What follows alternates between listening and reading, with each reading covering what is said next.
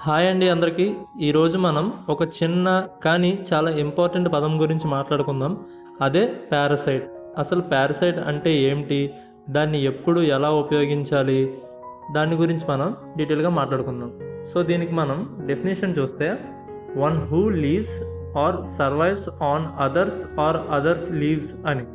అంటే ఒక జీవి మరొక జీవి హోస్ట్ మీద ఆధారపడి జీవించడం అని. అంటే దాని నుండి పోషకాలు తీసుకోవడం అని. అంటే హోస్ట్కు హాని చేస్తుంది లేదా హాని చేయకపోవచ్చు అన్నమాట.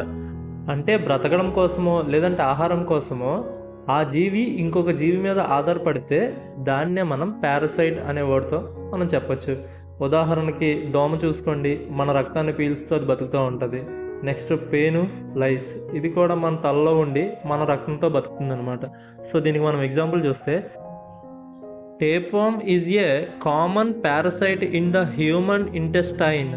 అంటే టేప్వామ్ మనిషి పేగుల్లో సాధారణ పరాన్నజీవి అని అర్థం అనమాట.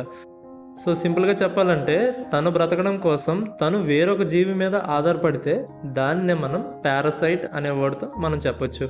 వీడియో నచ్చితే లైక్ చేయండి. ఈ వీడియో ఎవరికైనా యూజ్ అవుతుంది అనుకుంటే వాళ్ళకి షేర్ చేయండి. అండ్ వీలైతే ఛానల్ సబ్స్క్రైబ్ కూడా చేసుకోండి. Thanks for watching.